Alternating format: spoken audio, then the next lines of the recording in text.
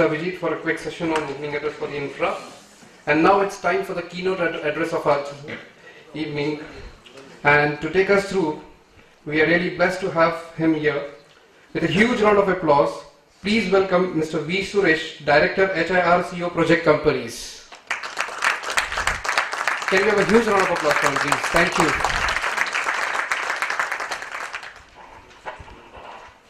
Very happy good afternoon, ladies and gentlemen.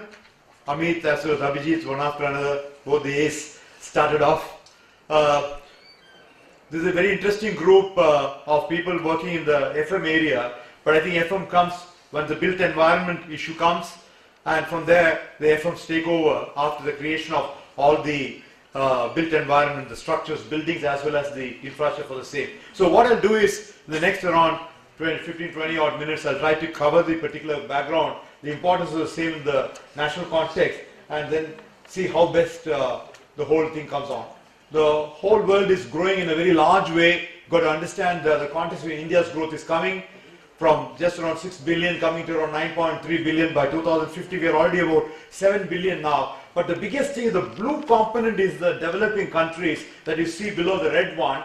That's the one which is growing from 4.9 billion to about 8.2, but not the developing countries. All the developing countries are going to shrink for the first time from 1.2 billion come to 1.1 billion. All the developed countries who have all problems more or less solved with all the money and riches, there the population is shrinking from 1.2 billion to 1.1 billion, whereas we are all growing from 4.9 to 820, about 490 crores to 820 crores. India is also equally in that particular growth path there. Started with 320, we crossed the billion mark. We were around 100 crores in 2001, but we already have crossed the 2011 census already shows that we already crossed of the order of around 127. But more important is the urbanizing. The red thing that comes is more important. India is urbanizing. India is no more living in the villages. So you'll have a population of the order of roughly around 54 crores of 540 million. We are just around 33 crores now in Indian cities. In less than about 5 to 6 years time period, we'll be around 54 crores of 540 million. 40% of India is going to be urban. We are adding at the rate of roughly 2 crores every year. I want you to understand. We were 101 crore in 2001, 121 crores in 2011. So at this rate, if we go now, we will be ending at 145 crores by end of 2021. We are adding around 45 crores or 450 million people in just 20 years time period. India took 5,000 years of civilization, 2000 AD and 3000 BC, to have just 32 crores. 5,000 years, 32 crores. 20 years, 45 crores. So the dimensions of the phenomenal demographic growth, and that too, more than 50% of that is now into getting the urban. This 20 crores that got added in the last 10 years time period, more than 50% are gone into the urban areas. It was about 10.5 in the urban area and about 9.5 in the rural area. So it was not the ratio of 70 rural, and all these new populations are growing because predominantly we are talking in terms of roughly more than doubling the urban population from 28 crores in 2001 to 60 odd crores by 2030. I gave the figure of 2021 a little earlier, but now the full figure is coming. Now, cities contribute to the biggest of engines of growth. They contribute 75% of GDP, and they are the one giving all the jobs, your manufacturing sector, service sector, financial sector, banking sector, all the other than the agricultural economy, which is in the rural area, which contributes to 22%, all of them are city-based ones. So you've got to make your cities productive and at the same time efficient, so that there will be destination centers for human growth in a very large way. We have phenomenal problems coming, phenomenal amount of housing needed, around 20 million urban houses and 30 million rural houses, about 50 million houses in that country, roughly 5 crores of houses needed. And by 2022, the new government with the Prime Minister has got the Pradhan Mantri Awas Yojana. They want to create houses for all by 2022. That would mean around 50 million houses, of which about 20 will be in the urban areas. Why I'm trying, that's going to be your target area for the moment the houses all get completed, you're going to take over into all those housing colonies and townships and all those particular common. First segment of that. If you build one house for the high income, you have 2 houses for the middle income, 3 for the low income, and 4 for the weaker. That's India's housing pie. But even though predominantly builders concentrate only on the high income and the middle income segment, but India's housing needs cover all the groups there. So out of 10 houses, it will be only 10% will be high income and 20% will be middle income. And if you see the triangle there, luxury housing is about 200 to 300 square meter, premium and affordable housing about 100 to 160 square meters, affordable housing is about 50 to 80 square, 800 square feet, and social housing is the last segment at 30 to 40 square meters. Predominantly governmental intervention will come in this particular area. Now, if you want to provide housing for all, that number which I have given over there, roughly of the order of investment of about US $2 trillion would be needed in the segment. Imagine the amount of money that will be coming into the housing segment is phenomenal. $2 trillion is of the order of around 130 lakh crores of rupees. 130 lakh crores of rupees. All the housing to be done in a large way, meaning of the order on 1 to 2 crores for the high income house, around 75 lakhs to around 1.5 crores for a middle income housing, and around 25 to 30 lakhs for the low income house, and the balance around 10 lakhs to 15 lakhs for the smallest of the house. I'm keeping into the amount of money that comes, all based on side. And there's a program, the government has a big program to do that. A lot of works are already working on that. Simultaneously, we are working into a major area, about 100 odd smart cities to come. India has about 9,315 cities and 6 lakhs villages, of which 100 are now picked up to make them smarter. Smart water, smart electricity, smart grid, smart sanitation, smart mobility, smart buildings, smart response factors, etc., etc. And in this particular government, seed money is about small amount, around 48,000 crores for 100 cities. And equal amount will come from the state government side. So both put to about 96,000 crores will be coming in that segment alone. Around 500 crores for each smart city from Government of India alone, equal amount coming from the state and local. But to which you have to add about 10 times multiplier of investment coming from the private sector and all the equity partners in that. Of the order of $1 trillion where the investment will be coming in these 100 smart cities. Keep on adding that particular figure in your own mind.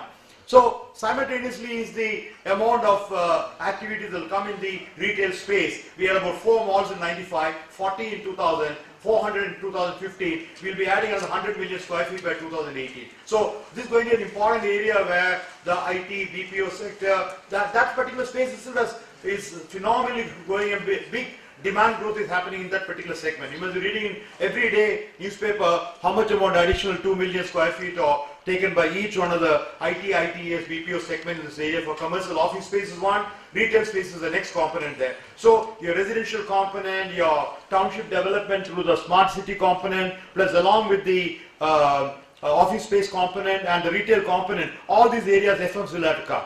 The size of the pie itself today is that around 62% real estate. FM will come in all the area. That's the interesting thing. FM has a role in each one of the component there. Residential, commercial, IT parks, recreation, hospitality, entertainment and retail. So this is the size of the pie there. So you can understand which particular, are you exclusively only for, just good for office only? Or maybe an IT park? Or maybe the hospitality industry, hotel? Toughest are, or each one of them are very equally important as the residential component, and of course the retail much challenge. Along with that is going to be the other major component of the 500 cities which are 1 lakh plus population, of the order of around 500 cities will be coming under that, over 1 lakh population, called the Amrut cities, and that's going to be infrastructure development in a very large way, and also on the sanitation component which is called the Swachh Bharat Mission, about 62,500. Only the government component, central government component I'm talking about. If you add up all this and put on along with that the requirement of land, connectivity, housing, utility infrastructure is all water, sewerage, etc. Socially, school, health, education, recreation facility, commercial is all about office space, economic infrastructure will come into all those spaces which create the IT, ITES park, and of course the land park. Each one of them creating asset is easy. All of them with large amount of funding of the order, which will know how much is going to come in the area. But are you able to keep it running? Are you able to, is it a commission? Is it functioning very well? What all you have created over there in the initial construction commissioning period, are you able to keep it running on that? And this infrastructure will cover off-site as well as the on-site component. Within your own layout or your 100 acre or 500 acre or 1000 acres township that's coming over there, or along with that the support which has to come from the other sites as well. Now McKinsey's have got a very interesting report on only of the city infrastructure alone. They have put in of the order of 1.2, the city level water supply, sewerage, drainage, waste management, transport, etc. of the order of $1.2 trillion.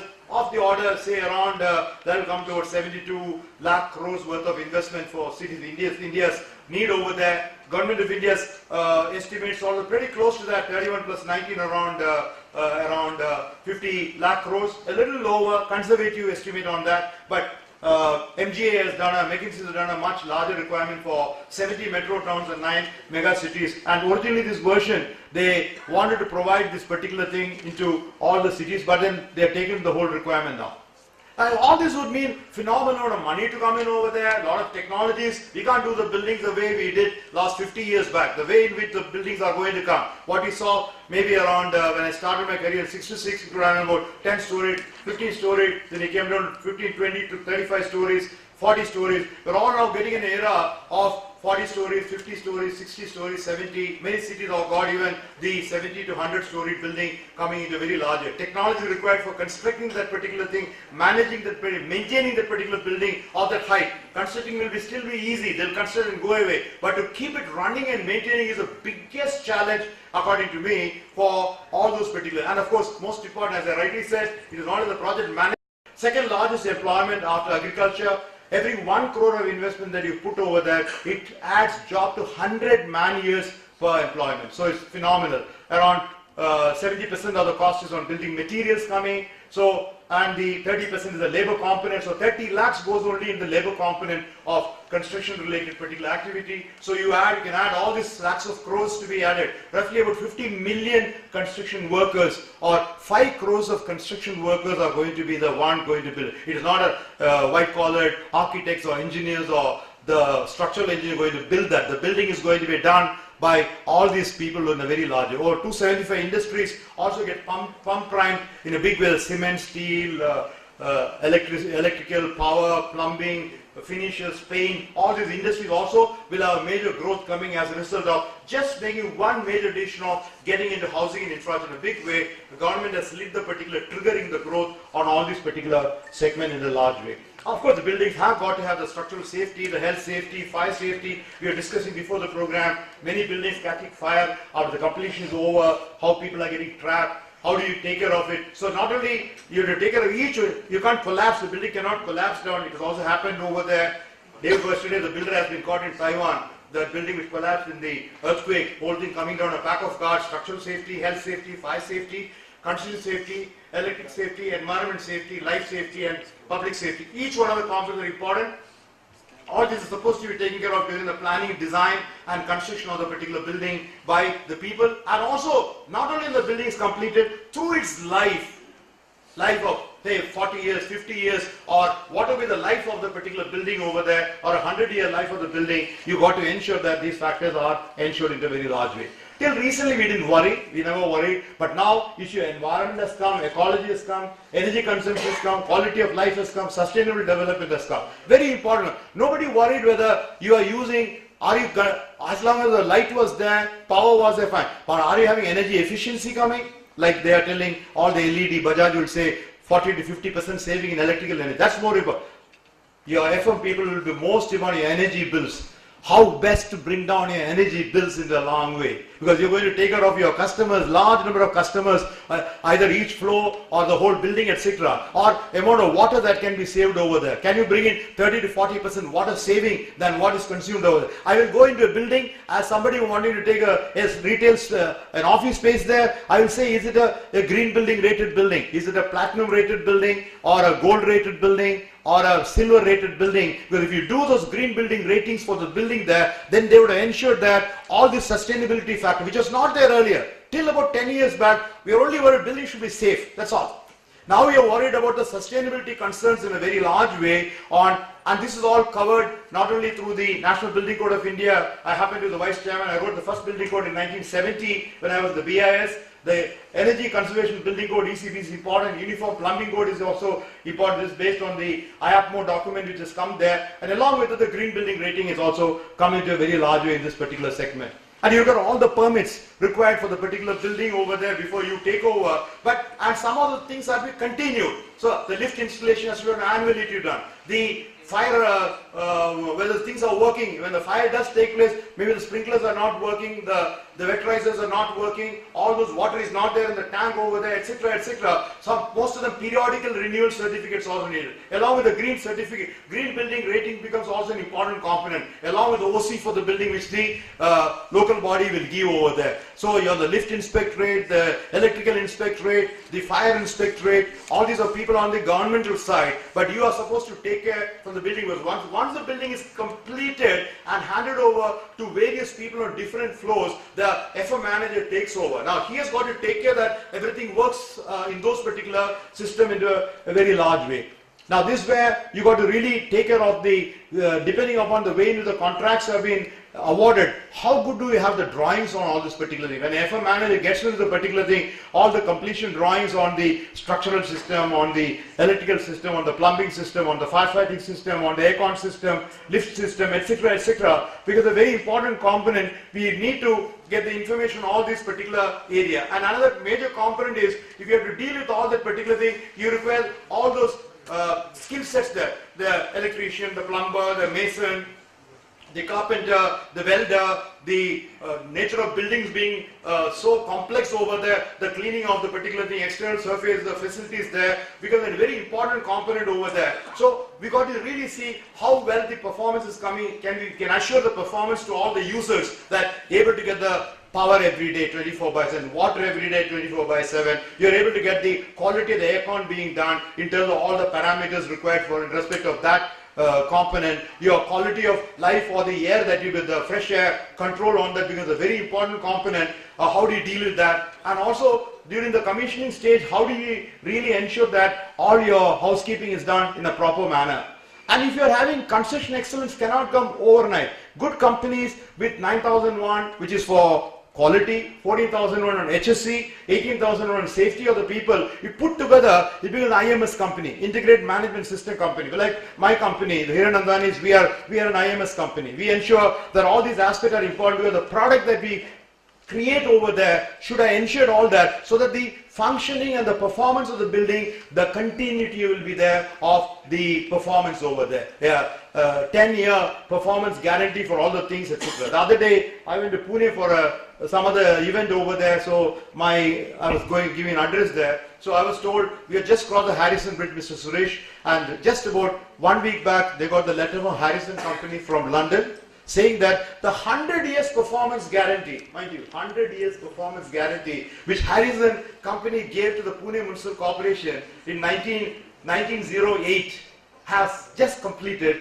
Now Mr. Mayor will take over. I'm sure this bridge must have done amazingly well for the economic development of the city. And it does. Even though the quality is so good of that particular bridge over there. So a time was there when the people who build it could give a 100-year performance guarantee. Whereas today, the contract documents have only a 1-year defect liability period. You know, it's important because anything happens to that particularly on the 3rd year or the 4th year or the 5th year or the 15th year, what's going to happen? Where will you catch? So therefore all this will come into a very large way. And of course the most important thing, you have referred to Singapore program and all that, the concourse rating is a very important quality where each one is trying to, take this BKC itself.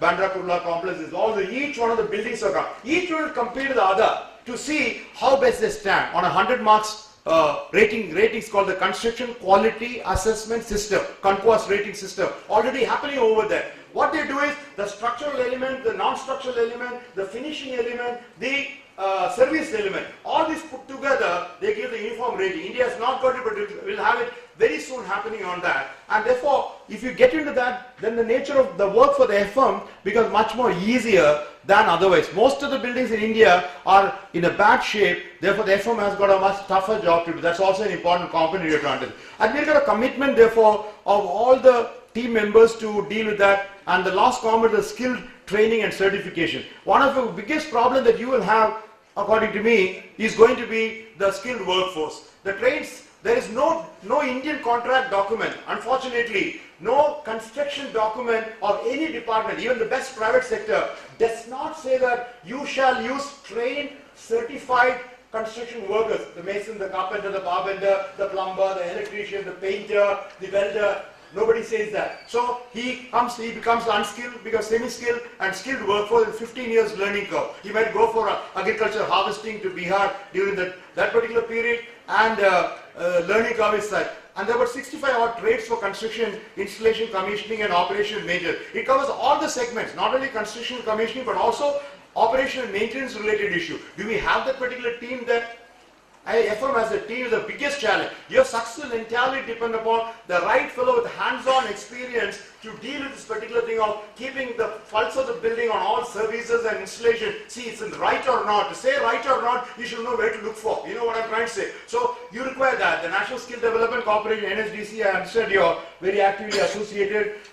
They got a sector skill councils there. So construction skill is one sector. They got plumbing skill, another sector. Security for most important thing is equally important component. Safety and security of the buildings become another important component. And another is for IT and ITES, especially the BMS for the building is there. So each one of, if you want your particular trade certificates coming, each one of the sector skill council fellows will have to work on. There's also a major program for this under the Prime Minister's Kaushal Vikas Yojana for the skilling of Skill India's initiative. They give substantial amount of money available for that. If you go today to Singapore, I hope most of you must have gone there, you cannot have any worker unless you have a trained skill certificate there. If you don't have, you pay a 1% levy. If you have a contract for 100 crores, 1 crore is kept out separately. All those fellows whom you have brought in over there who don't have a trained certificate, a skill certificate, keep them out. Get them for fast track training in the CITC there in Singapore to train on that. What I'm trying to say, that's a type of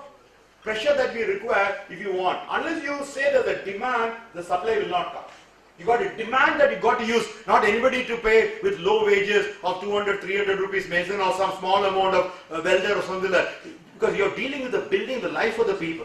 If that electrical short circuit comes over there, God forbid it doesn't take place, if the pump doesn't work, when you really want the particular thing to work on, the sprinklers did not work in Taj. Can you believe it? When the fire took place on 26/11, you're aware of that.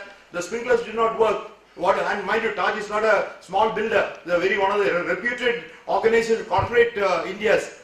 That is why they went through a major retrofit. I hope you know that. Recently, all their old buildings, they went through a major retrofit on trying to bring back to ensure what portion of the building is really functioning efficiently or not. They went through a major retrofit arrangement. Even the green building rating also, it was not originally planned for that. They went through the rating for existing buildings. You can also go for green building by bringing water efficiency, energy efficiency, waste management efficiency, etc., etc. So you have a major opportunity coming in this particular segment to deal with the skilled workforce in a very large way.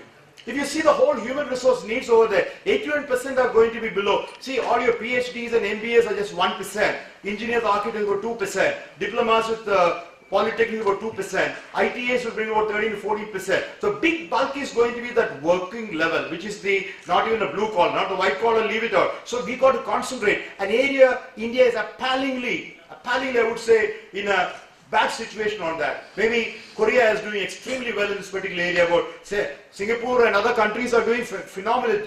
Germany and all that, their community politics is going on. Everybody does not have a 10 and +2 and go degree. They stop it. At the 5th or 6th standard, no good. Don't worry about history, geography, mathematics. Get into skill. They go to community colleges, community schools over there, and they all get into skill levels for construction, into the management, into manufacturing, other sector. So similarly, that's the initiative that's happened. And more so in your FM sector, this of course only FM I'm talking about. This particular component there, we got to really get into that area. So that's going to be one of your biggest problems. There's a jugular, you touch on this particular thing, you dare do well, then possibility is there of that. I talked to the National Building Code, approach to sustainable development has come for the first time, part level, previously 10 parts were there in the NPC. And this starts from cradle to grave approach, life cycle. Right from the time you plan a building, design a building, construct the building, commission a building, occupy the building, use of the building for 15, 20 years, 100 years time period. It's a cradle to grave approach, a womb to tomb approach, where till the whole building gets no more good, I have to demolish that. What will I do with the demolition material? Where will you take that? Up to that you have to go. That is sustainable development has come. And just for happy news for all of you, first time no building codes have come.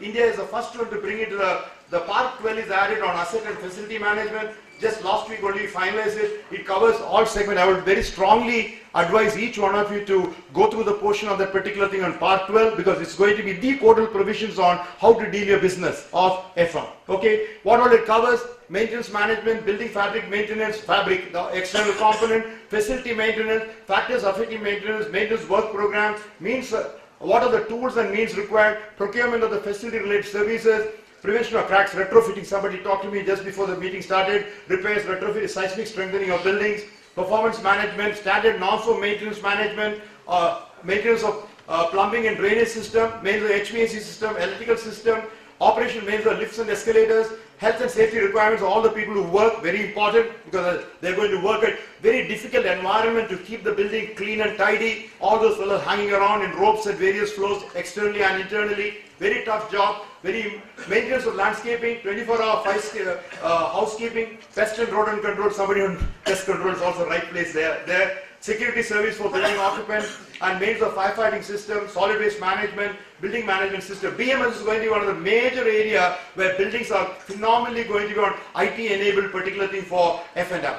Those companies who are good with also good BMS particular tools in their particular thing to deal with the facility management are the ones that will make a mark. There'll be FM companies and FM companies, take my word. But the differentiators are going to be one who would have gone through each one of those particular systems with the right level of skill sets and capability skills in the particular component there. So I think broadly I come to the end. They're going to get prepared in this particular area and you can do through an AMC with the if it's air conditioning, lift, you'll have with the lift company or the air conditioning company with the annual maintenance contract coming, or otherwise have a good FM manager with a composite contract, everything together, or make it component item wise. You can do that. You can have corpus fund being created at the beginning itself, which each one of the owners of each floor of the building can contribute, and in addition to that, plus so much rupees per square feet to give all building services, plumbing services, housekeeping, security issues and periodic monitoring to be done in a large way. There are various scales by the revenue models can come in this particular thing. That itself is a topic. We can talk for about